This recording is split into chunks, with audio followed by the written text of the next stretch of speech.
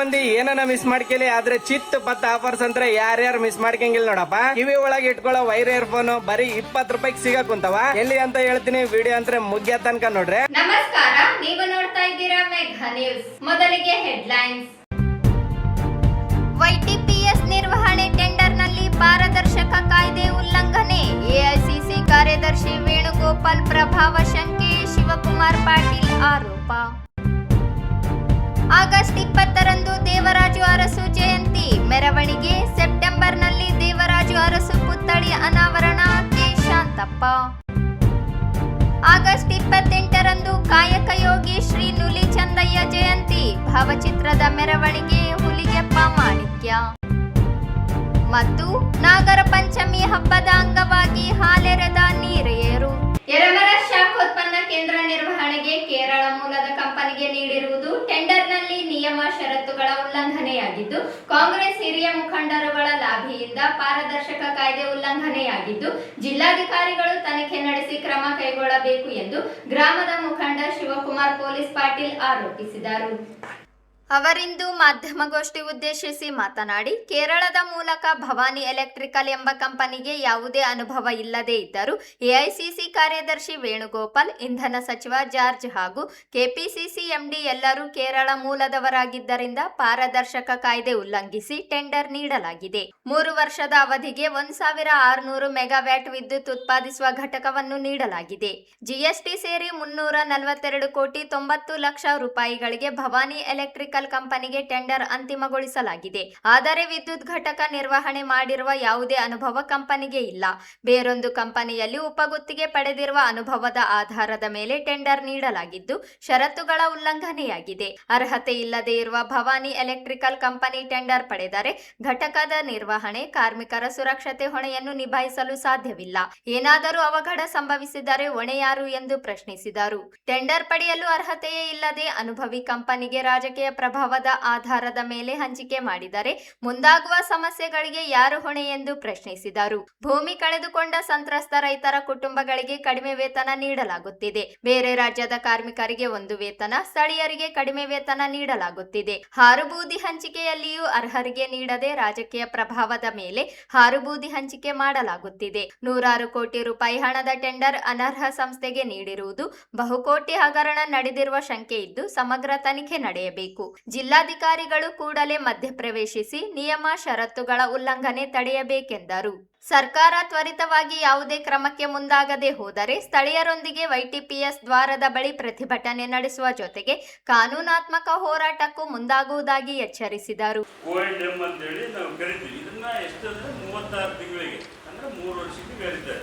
ಈ ಒಂದು ಯೂನಿಟ್ ಮೇಂಟೆನೆನ್ಸ್ಗೆ ಇದರಲ್ಲಿ ಕ್ಲಿಯರ್ ಆಗಿ ಯಾವುದೇ ಟೆಂಡರ್ ಕರಲಿ ಕರ್ನಾಟಕದಲ್ಲಿ ಒಂದು ಕಾಯ್ದೆ ಇದೆ, KTPP ಆ್ಯಕ್ಟ್ ಅಂತೇಳಿ ನಾವು ಕರಿತೀವಿ. Karnataka transparency in public procurement act ಅಂತೇಳಿ 2000 ಜಾರಿಗೆ ತರ್ತಾರೆ. ಇದೇನು ಪ್ರೈಮರಿ ಗೋಲ್ ಇದರಲ್ಲಿ ಏನಂದರೆ ಮ್ಯಾಕ್ಸಿಮಮ್ ಟ್ರಾನ್ಸ್ಪರೆನ್ಸಿ ಇರಬೇಕು. ಯಾವುದೇ ಒಂದು ಟೆಂಡರ್ ಬಿಟ್ಟು ಸರ್ಕಾರದ ಕರಿಬೇಕಂದ್ರೆ ಇಲ್ಲಿ ಎಫಿಷಿಯನ್ಸಿ ಇರಬೇಕು. ಯಾವುದು ಗೌರ್ಮೆಂಟ್ ಬಿಡ್ಗಳಲ್ಲಿ ಇದ್ರದ್ದು ಏನು ಮೇನ್ ಕೋರ್ ಫಂಕ್ಷನ್ ಏನಂದರೆ ರೆಗ್ಯುಲರ್ ಟೆಂಡರಲ್ಲಿ ಎವಾಲ್ಯೂಯೇಷನ್ ಇರಬೇಕು ಇದರಲ್ಲಿ. ಆಮೇಲೆ ಬಿಡ್ಡಲ್ಲಿ ಸಬ್ಮಿಷನ್ ಮಾಡುವಾಗ ಕಾಂಟ್ರಾಕ್ಟ್ ಏನು ಅವಾರ್ಡ್ ಮಾಡ್ತಾರೆ ಸರಿಯಾಗಿ ಆಗ್ಬೇಕಂತೇಳಿ ಇದನ್ನು ಕರೀತಾರೆ. ಈ ರೀತಿ ಆಗುವಾಗ ಏನಾಗ್ತದೆ, ನಮಗೆ ಟೆಂಡರ್ ಕರೆದಾಗ ಇದರಲ್ಲಿ ಕ್ಲಿಯರ್ ಆಗಿ ಟೆಂಡರಲ್ಲಿ ತಿಳಿಸ್ತಾರೆ ಏನಪ್ಪ ಅಂತೇಳಿ. ಈ tender are invited from experienced and competent contractors. O&M tender ಕರೆಯುವಾಗ ಅವರಲ್ಲೇ ಆ ಟೆಂಡರ್ ಸಾಫ್ಟ್ ಕಾಪಿ ಇದರ ಪೇಜ್ ಇದೆ, ನಾನು ಅದನ್ನು ಸಾಫ್ಟ್ ಕಾಪಿ ಕಳಿಸ್ಕೊಡ್ತೀನಿ. ಅದರಲ್ಲಿ ಈ ಟೆಂಡರಲ್ಲಿ ಹೇಳ್ತಾರೆ tenders R invited from the experienced and competent contractor ಇದನ್ನು ಮಾಡೋದಕ್ಕೆ ಅಂತೇಳಿ ಕರೀತಾರೆ. ಬಟ್ ಇದರಲ್ಲಿ ಏನಾಗ್ತದೆ, ನಮಗೆ ಯಾವಾಗ ಹೇಳಿದಂಗೆ KTPP ಆ್ಯಕ್ಟ್ 2000 ಕಾಯ್ದೆ ಇದೇ ಹೇಳ್ತದೆ. ಯಾವುದೇ ಒಂದು ಇದರಲ್ಲಿ ಸರಿಸುಮಾರು ಮಿನಿಮಮ್ ವ್ಯಾಲ್ಯೂ 5-10 ಲಕ್ಷಕ್ಕೆ ಟೆಂಡರ್ ಕರಿಬೇಕಾದಾಗ ಒಂದು ಏನು ಹೇಳ್ತದೆ, ವರ್ಡ್ ಹೇಳ್ತದೆ ಪ್ರೈಮ್ ಕಾಂಟ್ರಾಕ್ಟರ್ ಅಂತೇಳಿ ಕರೀತಾರೆ. ಅಂದರೆ ಯಾವುದೇ ಕೆಲಸಕ್ಕೆ ಈಗ ಶಿವಕುಮಾರ್ ಒಂದು ಏನೋ ಕಾಂಟ್ರಾಕ್ಟ್ ಹೋಗ್ಬೇಕಂದ್ರೆ ಶಿವಕುಮಾರ್ ಕಂಪನಿ ಅದರಲ್ಲಿ ಎಕ್ಸ್ಪೀರಿಯನ್ಸ್ ಇರಬೇಕು. ಡೈರೆಕ್ಟಾಗಿ ಗೌರ್ಮೆಂಟ್ ಪ್ರಾಜೆಕ್ಟು ಟೆಂಡರ್ಗಳಲ್ಲಿ ಕೆಲಸ ತೆಗೆದುಕೊಂಡು ಅನುಭವ ಇರ್ತಕ್ಕಂಥ ಕಂಪ್ನಿ ಇರಬೇಕು. ಈಗ ಇಲ್ಲಿ L1 ಭವಾನಿ ಈ ಟೆಂಡರ್ ವ್ಯಾಲ್ಯೂ ಬಂದುಬಿಟ್ಟು ನಿಮಗೆ ಎಕ್ಸ್ಕ್ಲೂಡಿವ್ GST ಬಂದು 290 ಕೋಟಿ, ಎಕ್ಸ್ಕ್ಲೂಡಿವ್ ವಿತೌಟ್ GST 290 ಕೋಟಿ, ಇನ್ಕ್ಲೂಡಿವ್ GST 342 ಕೋಟಿ 92 ಲಕ್ಷ ರೂಪಾಯಿ, ಇನ್ಕ್ಲೂಡಿಂಗ್ GST. ಟೆಂಡರ್ ವ್ಯಾಲ್ಯೂ 342 ಕೋಟಿ 92 lakh including GST. Excluding GST 280 CR. ಈ ಆಕ್ಟ್ ನೋಡಿ ಏನಿದ್ರಲ್ಲಿದೆ ಅಂದ್ರೆ 5 ರಿಂದ 10 ಲಕ್ಷ ಟೆಂಡರ್ ಕರಿಬೇಕಾದ್ರೆ ಕಾಯ್ದೆ ಹೇಳ್ತದೆ ಪ್ರೈಮ್ ಕಾಂಟ್ರಾಕ್ಟರ್ಗೆ ಕೊಡಬೇಕು, ಪಾರ್ಟಿಸಿಪೇಟ್ ಮಾಡಬೇಕು. ಆಮೇಲೆ ಯಾರೀಗ ಇನ್ನೊಬ್ಬರಿಂದ ಸಬ್ ಕಾನ್ ತಗೊಂಡು ಎಕ್ಸ್ಪೀರಿಯನ್ಸ್ ಇದ್ದವರು ಅಲೋ ಮಾಡಬಹುದು ಅಂತ ಹೇಳ್ತಾರೆ. ಬಟ್ ಆದ್ರೂ ಕೂಡ ನನಗೆ ಈಗ ನಿಮ್ಗೆ ಕೊಡ್ತೀನಿ 2023ರಲ್ಲಿ ಇದೇ ಟೆಂಡರ್ ಕರೀತಾರೆ. ಅವಾಗ ರೂಲ್ಸ್ಗಳು ಏನಾಗಿದ್ದು, ಈಗ 2026ರಲ್ಲಿ ರೂಲ್ಸ್ ಏನಾಗಿದೆ. ಈಗ ನಿಮ್ಗೆ ಭವಾನಿ, ಯಾರಿಗೆ L1 ಆಗಿದ್ದು Bhavani project electrical project limited ಅಂತೇಳಿ ಇದು ಕರೀತಾರೆ. ಇದರಲ್ಲಿ ಇವರು ಪ್ರೈಮ್ ಕಾಂಟ್ರಾಕ್ಟರ್ ಅಲ್ಲ. ಆಮೇಲೆ ಈ ಭವಾನಿ ಇದೇನು, ಇದು ಪ್ರಮುಖ ಗುತ್ತಿಗೆದಾರ ಸಂಸ್ಥೆ ಅಲ್ಲ. ಇವ್ರ ವರ್ಕ್ ಇದು ಆಪರೇಷನ್ ಮ್ಯಾನೇಜ್ಮೆಂಟ್ ಅಲ್ಲೆಲ್ಲ. ಇವ್ರ ವರ್ಕ್ ಬಂದ್ಬಿಟ್ಟು ಮೇನ್ ಆಗಿ ಎರೆಕ್ಷನ್ ವರ್ಕ್ ಅಲ್ಲಿದೆ. ಎರೆಕ್ಷನ್ ಅಂದ್ರೆ ಸ್ಥಾಪನೆ ಅಂತ ಹೇಳಿ ಕರಿತೀವಿ. ಅದರ ವರ್ಕ್ ರಿಲೇಟೆಡ್ ಇರ್ತಕ್ಕಂಥ ಸಂಸ್ಥೆ. ಇಲ್ಲೇನಾಗ್ತದೆ, ಇವ್ರಿಗೆ ಯಾವುದೇ ರೀತಿಯಾದ ವರ್ಕ್ ಸರ್ಟಿಫಿಕೇಟ್ ಡೈರೆಕ್ಟ್ ಆಗಿ ಒಂದು ಸರ್ಕಾರಿ ಸಂಸ್ಥೆಯಿಂದ ನೇರವಾಗಿ ಟೆಂಡರ್ ತಗೊಂಡು ಕೆಲಸ ಮಾಡಿರ್ತಕ್ಕಂಥ ಅನುಭವ ಇರೋದೇ ಸಂಸ್ಥೆ. ಅಂದ್ರೆ ಪ್ರೈಮ್ ಕಾಂಟ್ರಾಕ್ಟರ್ ಕಾಯ್ದೆಯನ್ನ ಕಂಪ್ಲೀಟ್ ಆಗಿ ಉಲ್ಲಂಘನೆ ಇದರಲ್ಲಿ ಮಾಡಿರ್ತಾರೆ. ಆಮೇಲೆ ಇಲ್ಲಿ ನಾವು ನೇರವಾಗಿ ನೋಡ್ಬೋದು ಇನ್ಕೆಪೇಬಲ್ ಅಂತ ಹೇಳ್ತದೆ. ಕೆಪೇಬಲ್ ಅಥವಾ ಕಾಂಪಿಟೆಂಟರ್ ಅಂತ ಕರೀತಾರೆ. ಅಂದ್ರೆ ಈ ಭವಾನಿ ಅಂತಕ್ಕಂಥ ಕಂಪ್ಲೀಟ್ ಆಗಿ ಕೆಪೇಬಲ್ ಇಲ್ಲ. ಆಮೇಲೆ ಇನ್ಕೆಪೇಬಲ್ ಸಂಸ್ಥೆ. ಈಗ ಈ ಸಂಸ್ಥೆಗೆ ಕೆಪಾಸಿಟಿನೇ ಇಲ್ಲ O&M ಮೇಂಟೈನ್ ಮಾಡೋಕ್ಕೆ. ಅಂತ ಸಂಸ್ಥೆಗೆ ಟೆಂಡರ್ನ ಕೊಡ್ತಾರೆ. ಆಮೇಲೆ ಇಲ್ಲಿ ನಾವು ಅವಾಗಲೇ ಹೇಳ್ದಂಗೆ ಇವರು ಒಂದು ಯಾವುದೋ ಕಂಪನಿ ಇದೆ, ಅದು ಯಾವುದೋ ಹೆಸರು ಹೇಳ್ತೀನಿ ನಿಮಗೆ. ಆ ಕಂಪನಿಯಲ್ಲಿ ಏನು ಮಾಡ್ತಾರೆ, ಅವರು ಸಬ್ ಕಾಂಟ್ರಾಕ್ಟರ್ ಆಗಿ ತಗೊಂಡಿರ್ತಾರೆ. ಸ್ಟೀಜ್ ಎನರ್ಜಿ ಕಂಪನಿ ಅಂತೇಳಿ MNC ಕಂಪನಿ. ಆ MNC foreign company, India based company ಅಲ್ಲ. ಸ್ಟೀಜ್ ಎನರ್ಜಿ ಕಂಪನಿ ಅಂತಕ್ಕಂಥ ಕಂಪನಿಯಿಂದ ಇವರು ಎಲ್ಲೋ ಒಂದು sub contract O&M operation management ಅಲ್ಲಿ ಸಬ್ ಕಾಂಟ್ರಾಕ್ಟ್ ತಗೊಂಡಿರ್ತಾರೆ. ಅದರ ಆಧಾರದ ಮೇಲೆ, ಅಂದ್ರೆ ಸಬ್ ಕಾಂಟ್ರಾಕ್ಟರ್ ಟೆಂಡರ್ಲಿ ಪಾರ್ಟಿಸಿಪೇಟ್ ಮಾಡಕ್ಕೆ ಅವಕಾಶನೇ ಇಲ್ಲ. ಅದರ ಆಧಾರದ ಮೇಲೆ ಇವರಿಗೆ ಅವಕಾಶವನ್ನ ಮಾಡಿಕೊಡ್ತಾರೆ. ಇಲ್ಲಿ ಯಾಕೆ ಮಾಡಿದ್ರು ಗೊತ್ತಿಲ್ಲ. ಆಮೇಲೆ ಇದು ನಾನು ಹೇಳ್ದಂಗೆ ಬಹುಕೋಟಿ ಹಗರಣ ಅಂತೇಳಿ ಕರಿಬೋದು. ಯಾಕೆಂದ್ರೆ 300 ರಿಂದ 400 ಕೋಟಿ ಟೆಂಡರಲ್ಲಿ ಇಂಥ ಕಾಯ್ದೆಗಳನ್ನು ಉಲ್ಲಂಘನೆ ಮಾಡಿ ಸಾರ್ವಜನಿಕರ ದುಡ್ಡು, ಟ್ಯಾಕ್ಸ್ ಪೇಡ್ ದುಡ್ಡು ಇಲ್ಲಿ ಕರ್ನಾಟಕದಲ್ಲಿ ಏನಾಗ್ತದೆ ಅನ್ನೋದು ಈಗ. ಆಮೇಲೆ ಇದು ದೊಡ್ಡ ಒಂದು 1600 ಮೆಗಾವ್ಯಾಟ್ ಯೂನಿಟ್ ಆಗಿರೋದ್ರಿಂದ ಇಂಥ ಎಕ್ಸ್ಪೀರಿಯನ್ಸ್ ಕ್ಯಾಂಡಿಡೇಟ್ಗೆ ನೀವು ಕಂಪ್ಲೀಟ್ ಆ ಪ್ಲಾಂಟ್ ಅನ್ನು ಹ್ಯಾಂಡ್ ಓವರ್ ಮಾಡಿದ್ರೆ, ನಾಳೆ ಪ್ಲಾಂಟ್ ಅಲ್ಲಿ ಏನಾದ್ರು ಹೆಚ್ಚು ಕಡಿಮೆ ಆದರೆ ಯಾರು ಜವಾಬ್ದಾರರು? ಕಾರ್ಮಿಕ ಸೇಫ್ಟಿಗೆ ಯಾರು ಜವಾಬ್ದಾರರು? ಆಮೇಲೆ ಇವ್ರೇನ್ ಮಾಡ್ತಾ ಇದ್ದಾರೆ, ಈ ಬರ್ತಕ್ಕಂಥ ದಿನಗಳಲ್ಲಿ ಏನಾಗ್ತಾ ಇದೆ, ಇವರು ಮುಂದೆ ಇಲ್ಲಿ ಪ್ರೈಮ್ ಕಾಂಟ್ರಾಕ್ಟರ್ ಆಗಿರೋದ್ರಿಂದ ಇವರು ಬಹಳ ನಮಗೆ ಬಂದಿರತಕ್ಕಂಥ ಸುದ್ದಿ ಎಲ್ಲ ಬೇರೆ ಬೇರೆ ವಿಭಾಗಗಳನ್ನ ಸಬ್ ಕಾಂಟ್ರಾಕ್ಟರ್ ಕೊಡಕ್ಕೆ ನೋಡ್ತಾ ಇದ್ದಾರೆ. ಯಾಕಂದ್ರೆ ಎಕ್ಸ್ಪೀರಿಯನ್ಸೇ ಇಲ್ಲ. ಆಮೇಲೆ ಈ ಕಾಂಟ್ರಾಕ್ಟರ್ ಅಲ್ಲೇ ಇದೆ, ಅವರು ಸಬ್ ಕಾಂಟ್ರಾಕ್ಟರ್ ಕೊಡೋದಕ್ಕೆ ಅವಕಾಶನೇ ಇಲ್ಲ. ನೇರವಾಗಿ ಭವಾನಿ ಅವರೇ ಮಾಡಬೇಕು. ಆದ್ರೆ ಇವತ್ತಿಗೂ ಕೂಡ ಅವರು ಪ್ಲಾಂಟ್ ಅಲ್ಲಿ ಸ್ಟಡಿ ಮಾಡ್ತಾ ಇದ್ದಾರೆ. ಅವ್ರ ಕಡೆಯಿಂದ ರನ್ ಮಾಡಕ್ ಆಗ್ತಾ ಇಲ್ಲ. ಆಮೇಲೆ ಈಗ ಕಾರ್ಮಿಕರ ಸಬ್ ಕಾಂಟ್ರಾಕ್ಟ್ ಕೊಟ್ರೆ ಕಾರ್ಮಿಕರ ಸ್ಯಾಲರಿ ಎಫೆಕ್ಟ್ ಆಗ್ತದೆ, ಅವ್ರ ಸೇಫ್ಟಿಗೆ ಎಫೆಕ್ಟ್ ಆಗ್ತದೆ. ಆಮೇಲೆ ದೊಡ್ಡ ಪ್ಲಾಂಟ್ ಇರೋದ್ರಿಂದ ಅವ್ರ ಜೀವದ ಜೊತೆ ಚೆಲ್ಲಾಟ ಮಾಡ್ತಕ್ಕಂಥ ವಿಷಯ ಬರ್ತದೆ. ಆಮೇಲೆ ಒಂದು ವರ್ಡ್ ಕರಿತೀವಿ ಪೀಕಿ. ಯಾಕಂದ್ರೆ ನಮ್ಮ ಈಗ ಪ್ಲಾಂಟಿಗೂ ಕೂಡ ಎರ್ಮಲ್ಸ್ ಥರ್ಮಲ್ ಪವರ್ ಸ್ಟೇಷನ್ ಅಂತ ಇಟ್ಟಿದ್ದಾರೆ. ಸುತ್ತಮುತ್ತ ಈಗ ಹಳ್ಳಿಗಳ ಜನರು ಲ್ಯಾಂಡ್ ಕೊಟ್ಟು ಅಲ್ಲಿ ಲ್ಯಾಂಡನ್ನು ಕಳ್ಕೊಂಡಿದ್ದೀವಿ. ಟೆಂಪರೇಚರ್ ಹತ್ರ 45 ಡಿಗ್ರಿ ಸೆಲ್ಸಿಯಸ್ ಬಿಸಿಲಿಗೆ ಸಾಯ್ತಕ್ಕಂಥವ್ರು ನಾವು ಒಂದು ಸಣ್ಣ ಈಗ ಅಲ್ಲಿ ಬೇರೆಯಿಂದ ಬಂದಿರತಕ್ಕಂಥ ಲೇಬರ್ಸ್ಗೆ ಬೇರೆ ಸ್ಯಾಲ್ರಿ ನೀವು ನೋಡ್ಬೋದು ಆರಾಮಾಗಿ. ಈ ಸ್ಥಳೀಯವಾಗಿ ಯಾರನ್ನ ಅಪಾಯಿಂಟ್ ಮಾಡ್ಕೊಂತಾರೆ ಅವ್ರಿಗೆ 12,000, 13,000, 14,000, 15,000 ಸ್ಯಾಲ್ರಿಯಲ್ಲೂ ವ್ಯತ್ಯಾಸ. ಆಮೇಲೆ ಒಂದು ಪೋಸ್ಟ್ ತಗೋಬೇಕಂದ್ರೆ ನಾನು ಕೂಡ ಅವ್ರಿಗೆ ಕೇಳಕ್ಕೆ ಟ್ರೈ ಮಾಡಿದೆ. ಫೋನ್ ಮಾಡಿದ್ರೆ ಈಸ್ ನಾಟ್ ಫೋನೇ ಎತ್ತದಿಲ್ಲ ಅವರು. ಈ ಕೇರಳದಿಂದ ಬಂದು ಇಲ್ಲಿ ಟೆಂಡರ್ ತಗೊಂಡು ಯಾವುದೇ ವಿಷಯ ಮಾಡಬೇಕಂದ್ರೆ ಕೈಗೆ ಸಿಗೋದಿಲ್ಲ. ಆಮೇಲೆ ಇಲ್ಲಿ ಒಂದು ಕೆಲಸಕ್ಕೆ ಸ್ಥಳೀಯ ಕಾರ್ಮಿಕರಿಗೆ ವೇತನದಲ್ಲಿ ತಾರತಮ್ಯ. ಕೆಲಸದಲ್ಲಿ ನಮ್ಮವ್ರನ್ನ ಗೇಟ್ ಕಾಯಕ್ಕೆ ಹಾಕ್ತಾರೆ, ಅವರನ್ನ ದೊಡ್ಡ ಪೋಸ್ಟಲ್ಲಿ ಅವ್ರಿಗೆ ಕೊಡ್ತಾರೆ. ಆಮೇಲೆ ಏನಾಗ್ತಾ ಇದೆ, ದಯವಿಟ್ಟು ನಾನು ಈಗ ಭಾಳ ನೀವು ಕ್ಲೀನಾಗಿ ಅಬ್ಸರ್ವ್ ಮಾಡಿದಂಗೆ ವೇಣುಗೋಪಾಲ್ ಅವರು ಏನಿದ್ದಾರೆ AICC general secretary, is from Kerala. ಆಮೇಲೆ ನಮ್ಮ ಪವರ್ ಮಿನಿಸ್ಟರ್, ಕರ್ನಾಟಕದ ರಾಜ್ಯದ ಪವರ್ ಮಿನಿಸ್ಟರ್, ಅವರು ಈಸ್ ಫ್ರಮ್ ಕೇರಳ.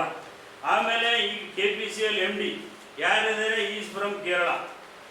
ಆಮೇಲೆ ಇದು ಯಾವುದು ಭವಾನಿ ಎಲೆಕ್ಟ್ರಿಕಲ್ಸ್ ಓನರ್ ಬಂದ್ಬಿಟ್ಟು ಕೇರಳ. ಎಷ್ಟು ದೊಡ್ಡ ಲಾಬಿ ನಡೆದಿದೆ ಅಂದರೆ KPCL ದೊಡ್ಡ ಪೋಸ್ಟಲ್ಲಿ ಇರ್ತಕ್ಕಂಥ ವ್ಯಕ್ತಿ ಹೈದರಾಬಾದ್ಗೆ ಹೋಗ್ತಾರೆ. ಹೈದರಾಬಾದ್ ಪವರ್ ಮೆಕ್ ಆಫೀಸ್ ಜುಬ್ಲಿ ಹಿಲ್ಸಲ್ಲಿ ಹೋಗಿ, ಇಲ್ಲಪ್ಪ ನಮ್ಮ ಮೇಲೆಯಿಂದ ಪ್ರೆಷರ್ ಇದೆ, ಪವರ್ ಮೆಕ್ ಅವರು ನೇರವಾಗಿ ಹೇಳ್ತಾರೆ, ಇಲ್ಲ ಇದೊಂದು ಸಾರಿ ನೀವು ಭವಾನಿ ಎಲೆಕ್ಟ್ರಿಕಲ್ಸ್ ಅವರಿಗೆ ಅವಕಾಶ ಮಾಡಿಕೊಡ್ಬೇಕು, ಏನಾದರೂ ಮಾಡಿ ಅಂತೇಳಿ ಅವ್ರು ಪ್ರೆಷರ್ ಇಡೋದ್ರಿಂದ ಈಗೇನಾಗ್ತಾ ಇದೆ, ಒಬ್ಬ ಕರ್ನಾಟಕದ ಕೆಲಸ ಕೊಡಿಸ್ಬೇಕು ಕೇರಳದ ವ್ಯಕ್ತಿಗೆ ಅಂತೇಳಿ ಇಷ್ಟೆಲ್ಲ ಏನು KTPP ಆಕ್ಟ್ ವೈಲೇಷನ್ ಆಗಿದೆ, PQR ಇಲ್ಲ, ಕೆಪಬಲ್ ಇಲ್ಲ, ಇಂಥ ಒಂದು 1700 ಮೆಗಾವ್ಯಾಟ್ ಸೂಪರ್ ಕ್ರಿಟಿಕಲ್ ಯೂನಿಟ್ ಅನ್ನ ಅವ್ರಿಗೆ ಕೊಡಿಸೋದಿಕ್ಕೆ ಇಷ್ಟೆಲ್ಲ ಲಾಭಿ ಆಗಿದೆ. ಆಮೇಲೆ ಫ್ಲೈ ಆಶ್ ನೋಡ್ಬೋದು, ಈ ಫ್ಲೈ ಆಶ್ ಕೋಟಾ ಅಲಾಟ್ಮೆಂಟ್ ಅಲ್ಲಿ ಕೂಡ ಭಾರಿ ತಾರತಮ್ಯ ಆಗ್ತದೆ. ಈಗ ಯಾರೋ ಒಂದು ಫ್ಲೈ ಆಶ್ಗೆ ಅರ್ಜಿ ಹಾಕ್ತಾರೆ, ಈಗ 50 ಅರ್ಜಿ ಹಾಕ್ತಾರೆ ಅಂದ್ರೆ ಅವ್ರಿಗೆ ಯಾರು ಬೇಕಿದೆ ಅವ್ರ ಅರ್ಜಿ ಮಾತ್ರ ವೆರಿಫಿಕೇಶನ್ ಮಾಡಿಸೋದು. ಈಗ ಸಾರ್ವಜನಿಕರು ಎಲ್ಲರೂ ಹಾಕ್ಬೋದು. ಈಗ ಏನಿದೆ MSMEಯಲ್ಲಿ ಒಂದು ಅವಕಾಶ ಇದೆ, ಯಾರು ಒಂದು ಉದ್ಯಮ ಸರ್ಟಿಫಿಕೇಟ್ ತಗೊಳ್ತಾರೆ, ನಿರುದ್ಯೋಗಿಗಳಿದೆ ಅವರಿಗೆ ನೀವು ಉದ್ಯೋಗ ಕೊಡಬೇಕಂತೇಳಿ ಅವಕಾಶ ಇದೆ. ಯಾರು ಉದ್ಯಮ ಸರ್ಟಿಫಿಕೇಟ್ ತಗೊಂಡು ಯಾರು ಅದಕ್ಕೆ ಒಂದು ಸಣ್ಣ ಏನು ನಾವು ಸ್ಮಾಲ್ ಸ್ಕೇಲ್ ಇಂಡಸ್ಟ್ರಿ ಉತ್ತೇಜನ ಮಾಡಕ್ಕೆ ಅಪ್ಲಿಕೇಶನ್ ಹಾಕಿದ್ದಾರೆ.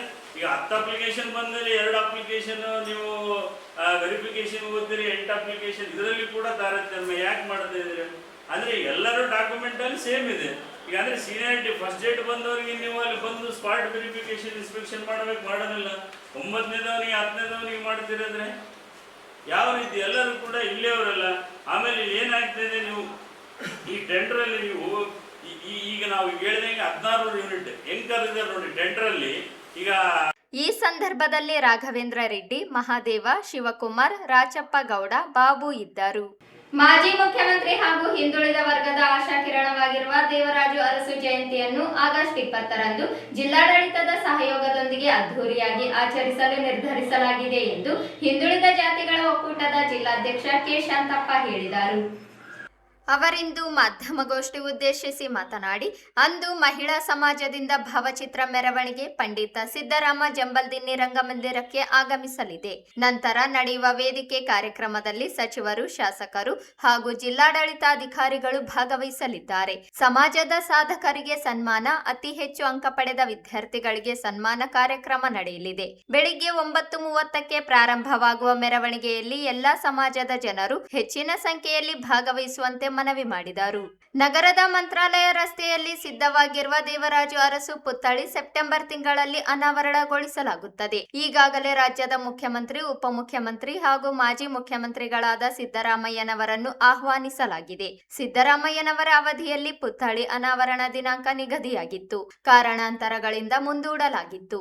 ಸೆಪ್ಟೆಂಬರ್ 13ರಿಂದ 15 ದಿನಾಂಕದೊಳಗೆ ನಿಗದಿಪಡಿಸಲಾಗುತ್ತದೆ ಎಂದರು. ಅಲ್ಲದೆ ಪುತ್ಥಳಿ ಸ್ಥಳದ ಬಳಿ 1 ಎಕರೆ ಪ್ರದೇಶದಲ್ಲಿ ದೇವರಾಜು ಅರಸು ಭವನ ನಿರ್ಮಾಣಕ್ಕೆ ಮನವಿ ಮಾಡಲಾಗಿದೆ. ಈಗಾಗಲೇ ಸಮಾಜ ಕಲ್ಯಾಣ ಇಲಾಖೆಯಿಂದ ಹಿಂದುಳಿದ ಇಲಾಖೆ ಜಮೀನು ಹಸ್ತಾಂತರ ಪ್ರಕ್ರಿಯೆ ಪೂರ್ಣಗೊಂಡಿದೆ. 10 ಕೋಟಿ ರೂಪಾಯಿ ಅನುದಾನ ನೀಡಲು ಸರ್ಕಾರದ ಬಳಿ ಮನವಿ ಮಾಡಲಾಗಿದೆ. ಪುತ್ಥಳಿ ಅನಾವರಣ ದಿನದಂದೇ ಭೂಮಿ ಪೂಜೆ ನಡೆಸುವ ಉದ್ದೇಶವಿದೆ ಎಂದರು. ಜಿಲ್ಲೆಗೆ ಸಚಿವ ಸ್ಥಾನ ತಪ್ಪಿರುವುದು ಅನ್ಯಾಯವಾಗಿದೆ.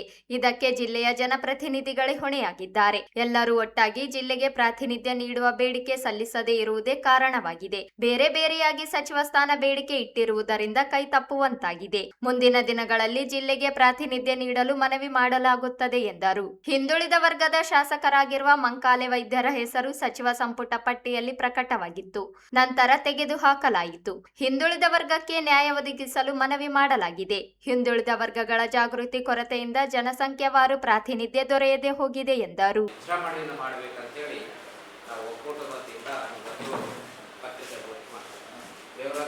ತನ್ನಗೆಲ್ಲ ಗೊತ್ತಿದ್ದಂತೆ ಎಲ್ಲ ತಳಮಟ್ಟದ ಧ್ವನಿಯಿಲ್ಲದ ಸಮುದಾಯಗಳಿಗೆ, ಶೋಷಿತ ಸಮುದಾಯಗಳಿಗೆ ರಾಜಕೀಯವಾಗಿ, ಶೈಕ್ಷಣಿಕವಾಗಿ ಅನೇಕ ರೀತಿ ಕೊಡುಗೆಗಳನ್ನು ಕೊಟ್ಟಿದ್ದಾರೆ.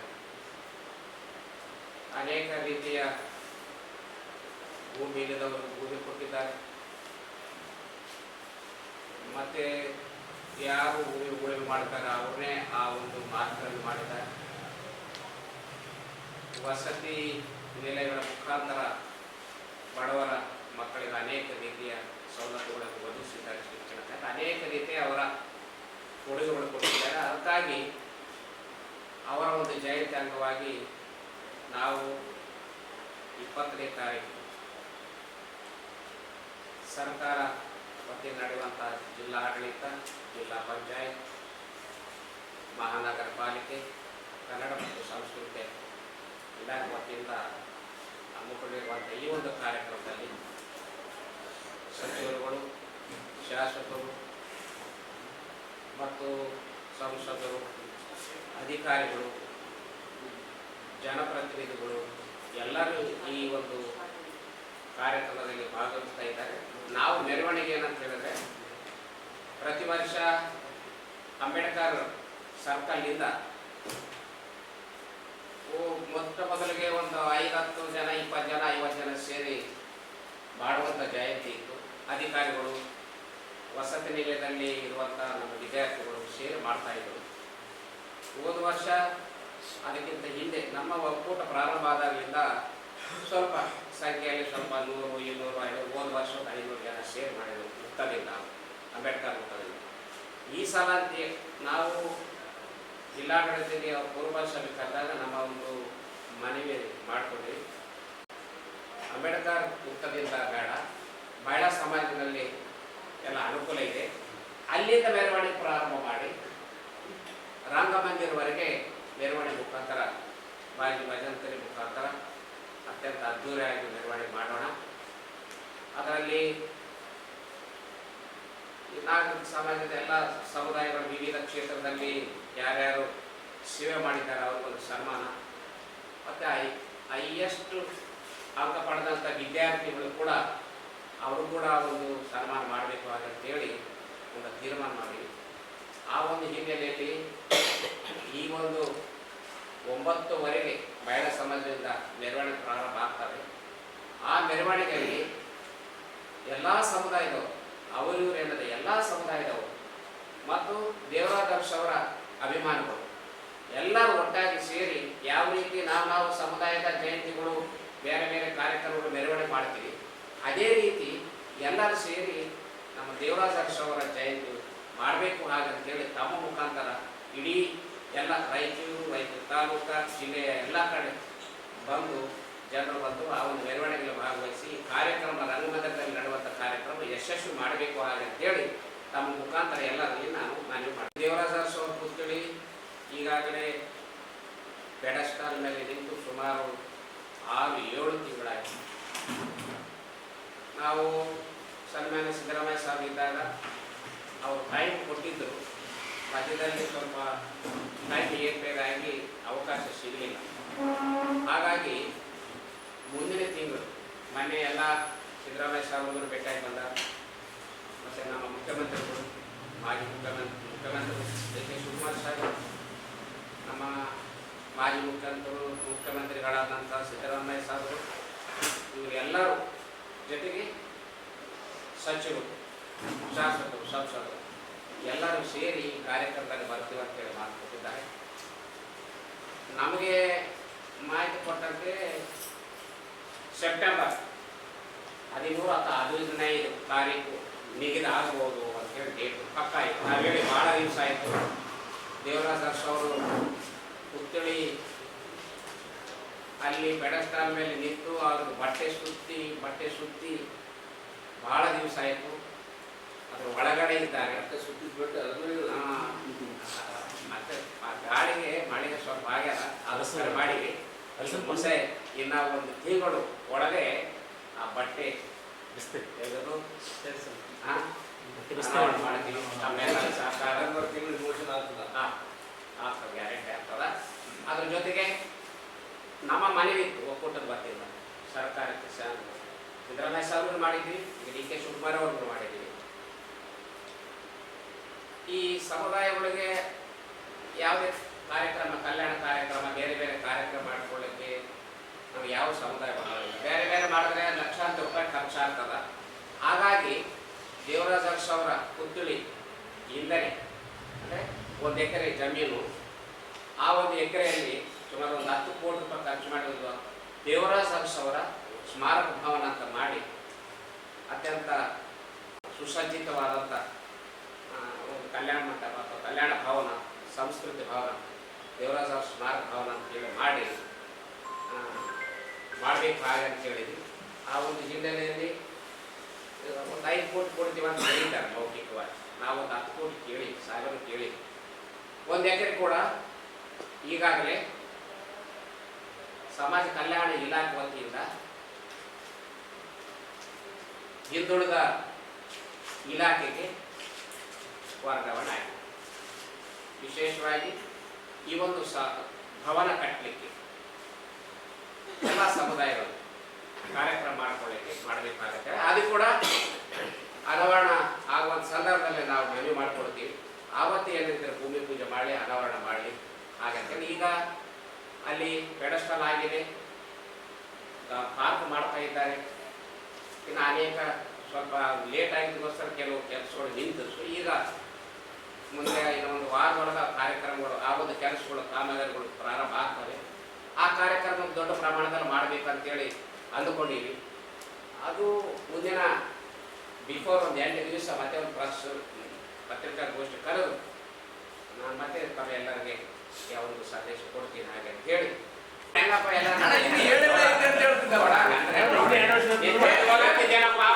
ಕಾಯ್ಕೊಂಡು ಕೂತಾರ ಹೋಗಂತೇಳಿ ನೀನು ನಮ್ಮ ಗೌಡ ಹೇಳ್ದಂಗ ಬಹಳ ಜನ ಕಾಯ್ಕೊಂಡು ಕುಂತಾರ.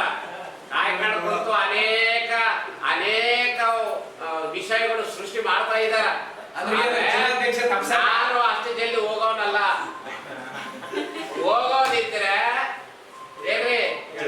ಏನೇನ್ ಆಗ್ಬೇಕು, ಯಾರು ಕರ್ಕೊಂಡು ಹೋಗ್ಬೇಕು, ಯಾರು ಏನೇನ್ ಮಾಡಿದ್ದಾರೆ ಎಲ್ಲ ಬಹಿರಂಗ ಮಾಡಿ ಹೋಗ್ತೀನಿ. ಅಷ್ಟೇ ಇದೆಲ್ಲ 45 ವರ್ಷದಿಂದ ಈ ಪಾರ್ಟಿಯಲ್ಲಿ ಇದ್ದೀನಿ.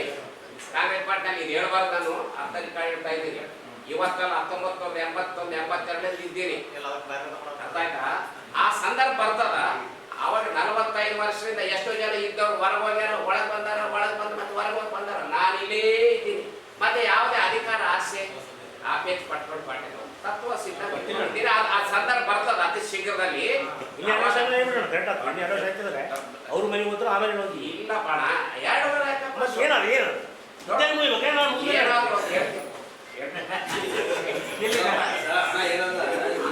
ಈ ಸಂದರ್ಭದಲ್ಲಿ ಒಕ್ಕೂಟದ ವಿ ಲಕ್ಷ್ಮೀರೆಡ್ಡಿ, ಹನುಮಂತಪ್ಪ ಯಾದವ್, ವಿಜಯ್ ಭಾಸ್ಕರ್ ಇಟಗಿ, ಡಾಕ್ಟರ್ ಶ್ಯಾಮಣ್ಣ ಮಾಚನೂರು, ನರಸಿಂಹಲು, ಸುರೇಖಾ, ಅಂಜಲಿ ನಾರಾಯಣ, ವೆಂಕಟೇಶ್ ಮಡಿವಾಳ ಸೇರಿ ಇತರರಿದ್ದರು. ಈಗ ಚಿಕ್ಕದೊಂದು ಬ್ರೇಕ್. ನಮ್ ರಾಯಚೂರ್ ಮಂದಿ ಏನನ ಮಿಸ್ ಮಾಡ್ಕೇಲಿ, ಆದ್ರೆ ಚಿತ್ ಪತ್ ಆಫರ್ಸ್ ಅಂದ್ರೆ ಯಾರ್ಯಾರು ಮಿಸ್ ಮಾಡ್ಕಂಗಿಲ್ಲ ನೋಡಪ್ಪ. ಕಿವಿ ಒಳಗೆ ಇಟ್ಕೊಳ್ಳೋ ವೈರ್ ಇಯರ್ಫೋನ್ ಬರೀ 20 ರೂಪಾಯಿಗೆ ಸಿಗಕುಂತವ. ಎಲ್ಲಿ ಅಂತ ಹೇಳ್ತೀನಿ, ವಿಡಿಯೋ ಅಂದ್ರೆ ಮುಗ್ಯ ತನಕ ನೋಡ್ರಿ. ಮುಂಜಾನೆ ಜಲ್ದಿ ಎದ್ದು ಚಿತ್ ಪತ್ ರೆಡಿಯಾಗಿ ಸೀದಾ ಪೂಜಾರ ಮೊಬೈಲ್ ಶಾಪಿಗೆ ಬಂದೆ ನೋಡ್ರಿ. ಈ ಪೂಜಾರ ಮೊಬೈಲ್ ಶಾಪ್ ಇದೇ ತಿಂಗಳ 11ನೇ ತಾರೀಕು ಜಬರ್ದಸ್ತ್ ಆಗಿ ನಮ್ ರಾಯಚೂರೊಳಗೆ ಓಪನ್ ಆಗಕುಂತದ. ಇದೇ ಖುಷಿಗೆ ಇವರು ಚಿತ್ ಪತ್ ಆಫರ್ ಗಳು ತಂದ್ಬಿಟ್ಟಾರ ನೋಡಪ್ಪ. ಇದ್ರ ಓಪನಿಂಗ್ ದಿನ ಬರೋ ಫಸ್ಟ್ 100 ಮಂದಿ ಕಸ್ಟಮರ್ ಗೆ ಬರೀ 49 ರೂಪಾಯಿಗೆ ನೆಕ್ ಬ್ಯಾಂಡ್, 20 ರೂಪಾಯಿಗೆ ವೈರ್ ಇಯರ್ಫೋನ್ ಕೊಡಕ್ ಕುಂತಾರ. ಇಷ್ಟೇ ಅಲ್ಲಪ್ಪ, ಇವ್ರ ಬಲ್ಲಿ ನೀವು 5G ಫೋನ್ ಯಾವನ ತಗೋರಿ, ಇದ್ರ ಮ್ಯಾಗ ನಿಮ್ಗೆ 10 ಗಿಫ್ಟ್ ಫ್ರೀ ಕೊಡಕ್ ಕುಂತಾರ ನೋಡ್ರಿ. ಗಿಫ್ಟ್ ಅಂದ್ರೆ ಒಂದಕ್ಕಿಂತ ಒಂದು ಮಸ್ತ್ ಅವ. ಕೀಪ್ಯಾಡ್ ಸೆಟ್ 4G ಫೋನ್ ಬರೀ 699 ರೂಪಾಯಿ ನೋಡಪ್ಪ.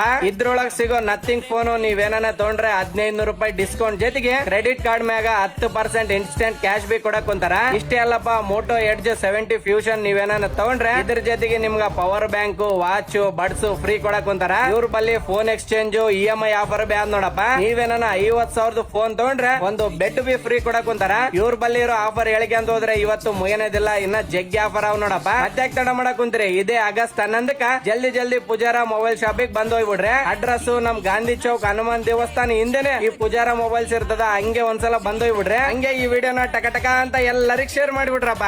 ಬ್ರೇಕ್ ನ ನಂತರ ಮೆಗಾ ನ್ಯೂಸ್ಗೆ ಸ್ವಾಗತ.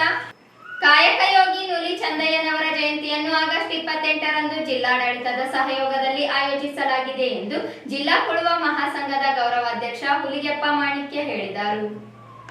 ಅವರಿಂದು ಮಾಧ್ಯಮಗೋಷ್ಠಿ ಉದ್ದೇಶಿಸಿ ಮಾತನಾಡಿ, ಅಂದು ಬೆಳಿಗ್ಗೆ ಟಿಪ್ಪು ಸುಲ್ತಾನ್ ಗಾರ್ಡನ್ ನಿಂದ ಶ್ರೀ ನೂಲಿ ಚಂದಯ್ಯನವರ ಭಾವಚಿತ್ರ ಮೆರವಣಿಗೆ ಪಂಡಿತ ಸಿದ್ದರಾಮ ಜಂಬಲ್ದಿನ್ನಿ ರಂಗಮಂದಿರಕ್ಕೆ ಆಗಮಿಸಲಿದೆ. ಕಾರ್ಯಕ್ರಮದಲ್ಲಿ ಕುಳುವ ಸಮಾಜದ ರಾಜ್ಯಾಧ್ಯಕ್ಷ ಶಿವಾನಂದ್ ಭಜಂತ್ರಿ, ಮಾಜಿ ಶಾಸಕ ಜಿ ಚಂದ್ರಣ್ಣ, ಅಲೆಮಾರಿ ಅಭಿವೃದ್ಧಿ ನಿಗಮದ ಅಧ್ಯಕ್ಷ ಪಲ್ಲವಿ ಜಿ, ಮುಖಂಡರಾದ ರಾಮಪ್ಪ ಹಾಗೂ ಹುಬ್ಬಳ್ಳಿಯ ಶಶಿ ಬಿಜವಾಡ ಸೇರಿದಂತೆ ಶಾಸಕರು, ಅಧಿಕಾರಿಗಳು ಭಾಗವಹಿಸಲಿದ್ದಾರೆ. ಸಮಾಜ ಬಾಂಧವರು ಹೆಚ್ಚಿನ ಸಂಖ್ಯೆಯಲ್ಲಿ ಭಾಗವಹಿಸುವಂತೆ ಮನವಿ ಮಾಡಿದರು. ನೂಲಿ ಚಂದಯ್ಯ ಮೂರ್ತಿ ಸ್ಥಾಪನೆ, ಉದ್ಯಾನವನಕ್ಕೆ ಹೆಸರಿಡಲು ಮಹಾನಗರ ಪಾಲಿಕೆಗೆ ಮನವಿ ಮಾಡಲಾಗಿದೆ. ಅಲ್ಲದೆ ನೂಲಿ ಚಂದಯ್ಯ ಭವನ ನಿರ್ಮಾಣಕ್ಕೆ ಭೂಮಿ ನೀಡುವಂತೆ ಮನವಿ ಮಾಡಲಾಗಿದೆ ಎಂದರು. ಹಂದಿ ಸಾಕಾಣಿಕೆ ಕುರಿತು ಮೇಘಾಲಯಕ್ಕೆ ಸಮಾಜದ ತಂಡವೊಂದು ಕಳುಹಿಸಲಾಗುತ್ತದೆ ಎಂದರು. ನಮ್ಮ ಸಮಾಜದ ಕಾಯಕ ಯೋಗಿ ಬಸವಣ್ಣನವರ ಅನುಯಾಯಿಗಳು, ಅವರ ಕಾಲದಲ್ಲಿ ಅನೇಕ ಶರಣರು, ಅನೇಕ ಸಮಾಜಗಳ ಶರಣರು ಏನಿದ್ದರು. ಅದರಲ್ಲಿ ನಮ್ಮ ಸಮಾಜದ ಗುರುಗಳು ಸಹ ಶ್ರೀ ಶರಣ ಕಾಯಕಯೋಗಿ ಶ್ರೀ ನುಲಿಯ ಚಂದಯ್ಯನವರು ಒಬ್ಬರು. ಅವರ ಒಂದು ಜಯಂತಿಯನ್ನು ಕರ್ನಾಟಕ ಸರ್ಕಾರದ ವತಿಯಿಂದ ಇದೇ ತಿಂಗಳು 28/8/2026 ನೂಲು ಹುಣ್ಣಿಮೆ ದಿನದಂದು ರಾಯಚೂರಿನ ರಂಗಮಂದಿರದಲ್ಲಿ ಈ ಒಂದು ಕಾರ್ಯಕ್ರಮವನ್ನು ಸರ್ಕಾರವು ಆಯೋಜನೆ ಮಾಡಿದೆ. ಈ ಒಂದು ನೂಲು ಚಂದಯ್ಯನವರ ಭಾವಚಿತ್ರವು ರಾಯಚೂರು ನಗರದ ಮಹಾನಗರ ಪಾಲಿಕೆಯ ಈಗ ಹಳೆ ಡಿ ಸಿ ಆಫೀಸ್ ಎದುರುಗಡೆ ಇರುವ ಟಿಪ್ಪು ಸುಲ್ತಾನ್ ಗಾರ್ಡನ್, ಅಲ್ಲಿಂದ ಶ್ರೀ ಶರಣ ನೂಲು ಚಂದಯ್ಯನವರ ಭಾವಚಿತ್ರದ ಮೆರವಣಿಗೆ ಪ್ರಾರಂಭವಾಗಿ ಅದೇ ರೀತಿಯಾಗಿ ಮುನ್ಸಿಪಾಲಿಟಿಯಿಂದ ಮತ್ತು ಬಸ್ ಸ್ಟ್ಯಾಂಡ್ ಮುಖಾಂತರ ರಂಗಮಂದಿರಕ್ಕೆ ಈ ಒಂದು ಮೆರವಣಿಗೆಯು ಭವ್ಯವಾದ ಮೆರವಣಿಗೆ ಜರುಗಲಿದೆ. ಈ ಒಂದು ಮೆರವಣಿಗೆಯಲ್ಲಿ ನಮ್ಮ ಸಮಾಜದ ಅನೇಕ ಹೆಣ್ಣು ಮಕ್ಕಳು, ಸುಮಾರು ಒಂದು 400-500 ಹೆಣ್ಣುಮಕ್ಕಳು ಕುಂಭಮೇಳವೂ ಸಹ ಇರುತ್ತದೆ. ಆ ಒಂದು ಕುಂಭಮೇಳದ ಮುಖಾಂತರ ಹಾಗೂ ನಮ್ಮ ಸಮುದಾಯದ ಏನು ಕುಲಕಸಬಿದೆ ಬಾಜಾ ಭಜಂತ್ರಿ, ಅವುಗಳ ಮೂಲಕ ಹಾಗೂ ರಾಯಚೂರಿನ ತಾಲೂಕು ಮತ್ತು ಜಿಲ್ಲೆಯಿಂದ ಅನೇಕ ಕಲಾವಿದರು ಸಹ ತಮ್ಮ ತಂಡಗಳ ಮುಖಾಂತರ ಒಂದು ಮೆರವಣಿಗೆ ಸಾಗಲಿದೆ. ಆ ಒಂದು ಭವ್ಯ ಮೆರವಣಿಗೆಯಲ್ಲಿ ನಮ್ಮ ಸಮಾಜದ ಇಡೀ ಜಿಲ್ಲೆಯ ಎಲ್ಲ ಸಮುದಾಯದ ಕುಲಬಾಂಧವರು ಮತ್ತು ಮಹಿಳೆಯರು, ಮಕ್ಕಳು, ವಿದ್ಯಾರ್ಥಿಗಳು, ಬುದ್ಧಿಜೀವಿಗಳು ಹಾಗೂ ಜಿಲ್ಲೆಯ ಎಲ್ಲ ಕಲಾವಿದರು ಈ ಒಂದು ಕಾರ್ಯಕ್ರಮದಲ್ಲಿ ಭಾಗವಹಿಸಿ ಈ ಒಂದು ಕಾರ್ಯಕ್ರಮವನ್ನು ಯಶಸ್ವಿಗೊಳಿಸುವ ನಿಟ್ಟಿನಲ್ಲಿ ನಾವೆಲ್ಲರೂ ಸಹಾಯ ಮಾಡಿ ಈ ಒಂದು ಕಾರ್ಯಕ್ರಮ ಸರ್ಕಾರದ ಕಾರ್ಯಕ್ರಮ ಇದು. ಜೊತೆಗೆ ನಮ್ಮ ಸಮುದಾಯ ಸಹ ಒಂದು ಜೊತೆಗಿದ್ದು ಈ ಒಂದು ಕಾರ್ಯಕ್ರಮ ಯಶಸ್ವಿಗೊಳಿಸಲು ನಾವು ಈ ಮೂಲಕ ನಾವು ವಿನಂತಿಸುತ್ತೇವೆ. ಜೊತೆಗೆ ಅವತ್ತಿನ ದಿನ ನಮ್ಮ ಸಮಾಜದ ಮಕ್ಕಳು ಯಾರು ಡಿಗ್ರಿ ಅಥವಾ ಇನ್ನು ಉನ್ನತ ಶಿಕ್ಷಣ ಇರ್ಬೋದು, PUC ಆಗಿರ್ಬೋದು, SSLC ಆಗಿರ್ಬೋದು, ಆ ಒಂದು ತರಗತಿಗಳಲ್ಲಿ ಈ ವರ್ಷದಲ್ಲಿ ಯಾರು 80% ಆಗೋ ಮಕ್ಕಳು ಯಾರಾದರೂ ಮಾರ್ಕ್ಸ್ ತಗೊಂಡಿದ್ರೆ ಅವರು ಸಹ ಪ್ರತಿಭಾ ಪುರಸ್ಕಾರವನ್ನು ಸಹ ಈ ಒಂದು ಕಾರ್ಯಕ್ರಮದಲ್ಲಿ ಏರ್ಪಡಿಸಿದ್ದೇವೆ. ಮತ್ತು ನಮ್ಮ ಸಮಾಜದ ಯಾರು ಎಂಪ್ಲಾಯ್ಸ್ ಇದ್ದಾರೆ, ಗೌರ್ಮೆಂಟ್ ಎಂಪ್ಲಾಯ್ಸ್, ಅವ್ರು ಯಾರು ಈ ವರ್ಷ ರಿಟೈರ್ಡ್ ಆಗ್ಯಾರ, ಯಾರು ಪ್ರಮೋಷನ್ ಆಗ್ಯಾರ, ಅಂಥವರಿಗೆ ಕೂಡ ಈ ಒಂದು ಕಾರ್ಯಕ್ರಮದಲ್ಲಿ ಸನ್ಮಾನ ಮಾಡುವುದು. ಮತ್ತು ಇತ್ತೀಚಿನ ದಿನಗಳಲ್ಲಿ ಕೆಲವೊಂದು ಪ್ರಶಸ್ತಿಗಳನ್ನು ಆಯಾ ರಂಗಗಳಲ್ಲಿ ಕೆಲವೊಬ್ಬರು ಪ್ರಶಸ್ತಿಯನ್ನು ತಗೊಂಡಿದ್ದಾರೆ, ಅವರನ್ನು ಸಹ ಕರೆಸಿ ಅವರಿಗೂ ಸಹ ಸನ್ಮಾನ ಮಾಡುವ ಕಾರ್ಯಕ್ರಮ ಈ ಒಂದು ಕಾರ್ಯಕ್ರಮದಲ್ಲಿದೆ. ಜೊತೆಗೆ ಈ ಪತ್ರಿಕಾಗೋಷ್ಠಿ ಮುಖಾಂತರ ಜಿಲ್ಲೆಯ ಸಮಸ್ತ ನಮ್ಮ ಕುಲಬಾಂಧವರು ಹೆಚ್ಚಿನ ಸಂಖ್ಯೆಯಲ್ಲಿ ಭಾಗವಹಿಸಿ ಈ ಒಂದು ಕಾರ್ಯಕ್ರಮವನ್ನು ಯಶಸ್ವಿಗೊಳಿಸಬೇಕಂತೇಳಿ ಇವತ್ತು ನಾನು ವಿನಂತಿ ಮಾಡ್ತೀನಿ. ಶಿವಾನಂದ್ ಭಜಂತ್ರಿ ಸಹ ಈ ಒಂದು ಕಾರ್ಯಕ್ರಮಕ್ಕೆ ಆಗಮಿಸಲಿದ್ದಾರೆ. ಜೊತೆಗೆ ನಮ್ಮ ಸಮಾಜದ ಇನ್ನೊಬ್ಬರು ಹಿರಿಯರಾದ ದೇವನಹಳ್ಳಿ ಕ್ಷೇತ್ರದ ಮಾಜಿ ಶಾಸಕರಾದ G. ಚಂದ್ರಣ್ಣವರು ಸಹ ಈ ಒಂದು ಕಾರ್ಯಕ್ರಮದಲ್ಲಿ ಭಾಗವಹಿಸಲಿದ್ದಾರೆ. ಅದೇ ರೀತಿಯಾಗಿ ನಮ್ಮ ಸಮಾಜದ ಮಹಿಳೆ, ಅಲೆಮಾರಿ ಸಮಾಜದ ಮಹಿಳೆ, ನಮ್ಮ ಸಮಾಜದ ಮಹಿಳೆ ಆಗಿರ್ತಕ್ಕಂಥ ಅಲೆಮಾರಿ ಅಭಿವೃದ್ಧಿ ನಿಗಮದ ಅಧ್ಯಕ್ಷರಾದ ಶ್ರೀಮತಿ ಪಲ್ಲವಿ ಜಿ ಅವರು ಸಹ ಈ ಒಂದು ಕಾರ್ಯಕ್ರಮದಲ್ಲಿ ಬಂದು ಭಾಗವಹಿಸಲಿದ್ದಾರೆ. ಅದೇ ರೀತಿಯಾಗಿ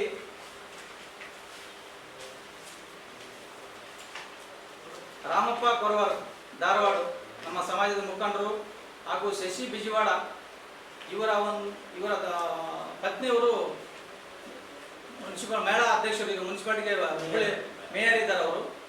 ಅವರ ಪತಿಯಾದ ಶಶಿ ಬಿಜಿವಾಡ ಹುಬ್ಬಳ್ಳಿ BJP ಮುಖಂಡರು, ಅವರು ಸಹ ಈ ಒಂದು ಕಾರ್ಯಕ್ರಮದಲ್ಲಿ ಬಂದು ಈ ಒಂದು ಕಾರ್ಯಕ್ರಮದಲ್ಲಿ ಪಾಲ್ಗೊಂಡು ಯಶಸ್ವಿಯಾಗಿ ಈ ಒಂದು ಕಾರ್ಯಕ್ರಮ ಯಶಸ್ವಿಗೊಳಿಸಲಿಕ್ಕೆ ಸಹಾಯ ಮಾಡಿದ್ದಾರೆ. ಆದ್ದರಿಂದ ಸಮಸ್ತ ಜಿಲ್ಲೆಯ ಎಲ್ಲ ನಮ್ಮ ಸಮಾಜದ ಕುಲಬಾಂಧವರು ಎಲ್ಲರೂ ಬಂದು ಈ ಒಂದು ಕಾರ್ಯಕ್ರಮವನ್ನು ಯಶಸ್ವಿಗೊಳಿಸುವ ಈ ಸಂದರ್ಭದಲ್ಲಿ ಸಮಾಜದ ಜಿಲ್ಲಾಧ್ಯಕ್ಷ ಈರಣ್ಣ ಮಂಗರಾಯ, ಈರಣ್ಣ ಸತ್ಪಾಡಿ, ಬೂದೆಪ್ಪ ಸತ್ಪಾಡಿ, ನರಸಿಂಹಲು, ಮಹಾದೇವ, ಮಾಲಾ ಭಜಂತ್ರಿ, ನರಸಪ್ಪ, ಭೀಮೇಶ್, ತಿಮ್ಮಪ್ಪ ತಡಕಲ್, ನರಸಿಂಹ ಸೇರಿ ಅನೇಕರಿದ್ದರು. ನಗರದಲ್ಲಿ ನಾಗರ ಪಂಚಮಿ ಹಬ್ಬವನ್ನು ಇಂದು ಸಡಗರ ಹಾಗೂ ಸಂಭ್ರಮದಿಂದ ಆಚರಿಸಲಾಯಿತು. ಉತ್ತರ ಕರ್ನಾಟಕ ಭಾಗದಲ್ಲಿ ಮಹಿಳೆಯರ ಹಬ್ಬವೆಂದೇ ಜನಪ್ರಿಯವಾಗಿರುವ ನಾಗರ ಪಂಚಮಿ ಹಬ್ಬಕ್ಕೆ ವಿಶೇಷ ಮಹತ್ವವಿದೆ. ಅದರಲ್ಲೂ ಹೊಸದಾಗಿ ವಿವಾಹವಾದ ವಧುಗಳು ಗಂಡನ ಮನೆಯಲ್ಲಿ ನಾಗರ ಪಂಚಮಿ ಆಚರಿಸುವುದು ಇಲ್ಲಿನ ಪ್ರಮುಖ ಸಂಪ್ರದಾಯವಾಗಿದೆ. ಹೀಗಾಗಿ ಸೋಮವಾರ ಬೆಳಗ್ಗೆಯಿಂದಲೇ ಮಹಿಳೆಯರು ಹೊಸ ಬಟ್ಟೆ ಹಾಗೂ ಬಂಗಾರದ ಆಭರಣಗಳನ್ನು ಧರಿಸಿ ನಾಗಮೂರ್ತಿಗಳ ದರ್ಶನಕ್ಕೆ ತೆರಳಿದರು. ನಗರದ ವಿವಿಧ ವಾರ್ಡ್ಗಳಲ್ಲಿ ಪ್ರತಿಷ್ಠಾಪಿಸಲಾಗಿದ್ದ ನಾಗಮೂರ್ತಿಗಳಿಗೆ ಮಹಿಳೆಯರು ಹಾಗೂ ಮಕ್ಕಳು ಹಾಲು, ಅರಿಶಿಣ, ಕುಂಕುಮ ಅರ್ಪಿಸಿ ಪೂಜೆ ಸಲ್ಲಿಸಿದರು. ನಂದೀಶ್ವರ ದೇವಸ್ಥಾನ, ಉದಯನಗರದ ವೆಂಕಟೇಶ್ವರ ದೇವಸ್ಥಾನ, ಚಂದ್ರಮೌಳೇಶ್ವರ ದೇವಸ್ಥಾನ, ನಗರೇಶ್ವರ ದೇವಸ್ಥಾನ ಸೇರಿದಂತೆ ಪ್ರಮುಖ ದೇವಸ್ಥಾನಗಳ ಆವರಣದಲ್ಲಿ ಭಕ್ತರ ಸಂಖ್ಯೆ ಹೆಚ್ಚಾಗಿತ್ತು. ಸರತಿ ಸಾಲಿನಲ್ಲಿ ನಿಂತು ನಾಗಮೂರ್ತಿಗಳಿಗೆ ಹಾಲೆರೆಯುತ್ತಿದ್ದ ದೃಶ್ಯ ಕಂಡು ಬಂದಿತು. ಹಬ್ಬದ ಅಂಗವಾಗಿ ಮನೆಗಳಲ್ಲಿ ವಿಶೇಷ ಖಾದ್ಯಗಳನ್ನು ತಯಾರಿಸಿ ನಾಗದೇವರಿಗೆ ನೈವೇದ್ಯ ಅರ್ಪಿಸಲಾಯಿತು. ಎಳ್ಳು, ಶೇಂಗಾ, ಸಜ್ಜೆ, ಅರಳು ಹಿಟ್ಟಿನ ಉಂಡೆ ಸೇರಿದಂತೆ ವಿವಿಧ ಸಾಂಪ್ರದಾಯಿಕ ತಿನಿಸುಗಳನ್ನು ಸಿದ್ಧಪಡಿಸಿ ಪೂಜೆ ನೆರವೇರಿಸಲಾಯಿತು. ಕುಟುಂಬದ ಸದಸ್ಯರು ಒಟ್ಟಾಗಿ ಹಬ್ಬ ಆಚರಿಸಿ ಪರಸ್ಪರ ಶುಭಾಶಯ ವಿನಿಮಯ ಮಾಡಿಕೊಂಡರು. ಗ್ರಾಮೀಣ ಪ್ರದೇಶಗಳಲ್ಲಿಯೂ ನಾಗರ ಪಂಚಮಿ ಹಬ್ಬವನ್ನು ಸಂಭ್ರಮದಿಂದ ಆಚರಿಸಲಾಯಿತು. ಯುವಕರು ಹಾಗೂ ಮಕ್ಕಳು ಅಲ್ಲಲ್ಲಿ ಜೋಕಾಲಿ ಕಟ್ಟಿ ಆಟವಾಡುವ ಮೂಲಕ ಹಬ್ಬದ ಮೆರುಗನ್ನು ಹೆಚ್ಚಿಸಿದರು. ಮಹಿಳೆಯರು ಸಾಂಪ್ರದಾಯಿಕವಾಗಿ ಪೂಜೆ ಸಲ್ಲಿಸಿ ಕುಟುಂಬದ ಒಳಿತಿಗಾಗಿ ಪ್ರಾರ್ಥಿಸಿದರು. ಹಬ್ಬದ ಹಿನ್ನೆಲೆಯಲ್ಲಿ ನಗರದ ಪ್ರಮುಖ ದೇವಸ್ಥಾನಗಳು ಹಾಗೂ ನಾಗಮೂರ್ತಿಗಳ ಪ್ರತಿಷ್ಠಾಪನಾ ಸ್ಥಳಗಳಲ್ಲಿ ದಿನವಿಡೀ ಭಕ್ತರ ಓಡಾಟ ಕಂಡು ಬಂದಿತು.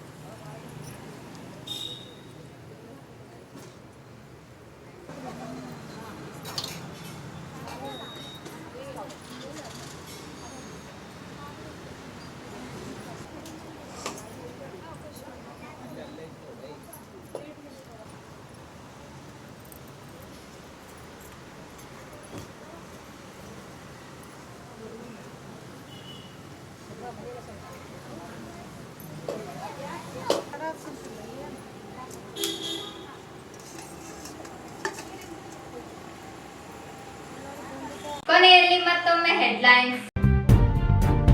ವೈಟಿಪಿಎಸ್ ನಿರ್ವಹಣೆ ಟೆಂಡರ್ನಲ್ಲಿ ಪಾರದರ್ಶಕ ಕಾಯ್ದೆ ಉಲ್ಲಂಘನೆ. ಎಐಸಿಸಿ ಕಾರ್ಯದರ್ಶಿ ವೇಣುಗೋಪಾಲ್ ಪ್ರಭಾವ ಶಂಕೆ. ಶಿವಕುಮಾರ್ ಪಾಟೀಲ್ ಆರೋಪ. ಆಗಸ್ಟ್ 20ರಂದು ದೇವರಾಜು ಅರಸು ಜಯಂತಿ ಮೆರವಣಿಗೆ. ಸೆಪ್ಟೆಂಬರ್ನಲ್ಲಿ ದೇವರಾಜು ಅರಸು ಪುತ್ಥಳಿ ಅನಾವರಣ. ಕೆ ಶಾಂತಪ್ಪ.